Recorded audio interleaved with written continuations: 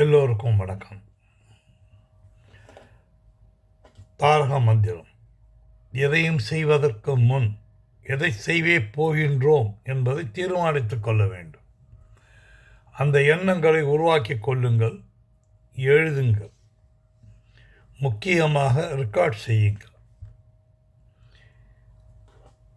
பஸ்ஸில் போனேன், காரில் போனேன், ட்ரெயினில் போனேன், மறந்து போச்சு, இந்த வார்த்தையில் கையில் மொபைல் இருக்குது, அதில் ரெக்கார்ட் பண்ணலாம், ஈஸியாக பண்ணிடலாம். இன்றைக்கி டெக்னாலஜி அவ்வளோ வந்துருக்கு. எழுதாமல் ரெக்கார்ட் செய்யாமல் போனால் மறக்கும், சோம்பேறித்தனம் உருவாகும், தோல்வியை நிச்சயமாக அடைவீர்கள். இது முதல் பாயிண்ட். ரெண்டாவது பாயிண்ட், எப்பவும் போது எதையுமே குறிப்பிட்ட நேரத்தில் செய்யாவிட்டால் தோல்வி நிச்சயம். உங்களுடைய 1% சோம்பேறித்தனம் 99% உங்களுடைய முயற்சிகளை ஒழித்து கட்டிவிடும். பார்த்து கொள்ளுங்கள், உங்களை காப்பாற்றிக் கொள்ளுங்கள். இப்போது இன்றைக்கி சப்ஜெக்டுக்கு நான் வரேன். ஒரு ஹீரோ நம்ம கிண்டியில் தான் இருக்கார். அவரை பற்றி சொல்ல போகிறேன். இந்த கம்பெனி பேர் சூப்பர் ஆட்டோ ஃபோர்ஜ் அப்படின்னு பேர். அவர் பேர் சீதாராமன் பேர். அது சொல்கிறதுக்கு முன்னால் சில வார்த்தைகள். சிறிய விதை மரமாகும், அது செழித்து வளர்ந்து பல பறவைகளுக்கு வசிப்பதற்கு வசதி கொடுக்கும், நிழல் தரும், பலர் கீழே நிற்பதற்கு. இதுதான் ஒரு மரத்தின் அழகு. அதுதான் ஒரு மரம், நல்ல மரம்.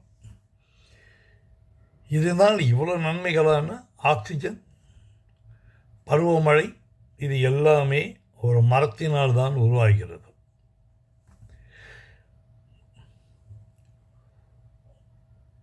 அதே போல்தான் உங்கள் பணமும். ஒரு ஏழையின் வயிற்றுக்கு உணவு அளித்து பாருங்கள், ஒரு மருத்துவத்துக்கு பணம் கொடுத்து பாருங்கள், ஒரு அனாதை பிணத்தை அடக்கம் செய்து பாருங்கள். அன்று அதற்கு பிறகு உங்கள் மனதில் எவ்வளவு அமைதியும் சந்தோஷமும் பொங்கும் என்று நினைக்கின்றீர்கள். நினைத்து பாருங்கள், அது நிச்சயமாக நடக்கும். அது மட்டுமல்ல, பல காலத்திற்கும் அதை பற்றிய எண்ணங்களும் அதனால் நிம்மதியும் உங்களை அடையும்.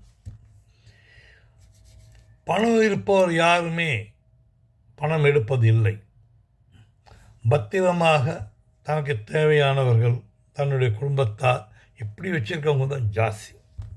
ஆனால் சிலர் சம்பாதிக்கும் பணத்தில் ஒரு பகுதியை தர்ம காரியத்துக்காக செலவு பண்ணக்கூடியவர்களும் இருக்கிறார்கள். அந்த மாதிரி ஒரு நல்லோரை தான் நம்ம இப்போ பார்க்க போகிறோம். புரியுதுங்களா?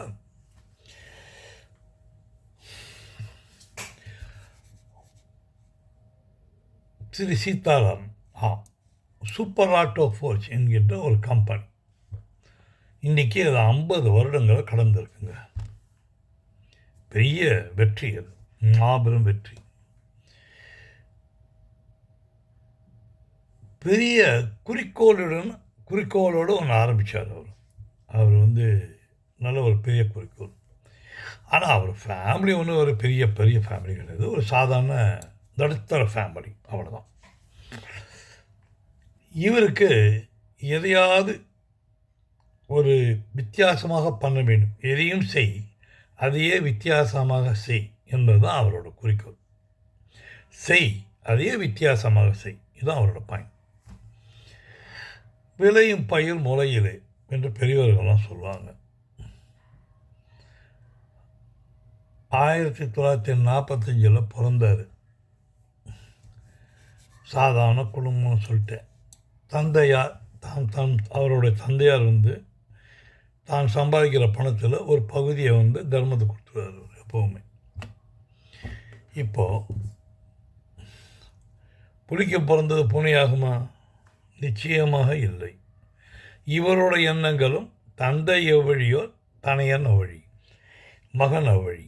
இதோ அவர்களும் என்ன பண்ணுறாங்க, அந்த வழியில் போகணும் அப்படிங்கிற ஒரு முடிவு எடுத்துடுறாங்க. பிஇ படித்து முடித்தார். பிஇ படித்து முடித்த உடனே தொழில் தொடங்கணும் அப்படின்னு அவங்க அப்பா கிட்ட போய் கேட்டார். அவர் என்ன சொன்னார், தம்பி முதல்ல சில காலம் வேலை செஞ்சு முன்னால் ஒரு எக்ஸ்பீரியன்ஸ் ஒன்று கெயின் பண்ணிக்க.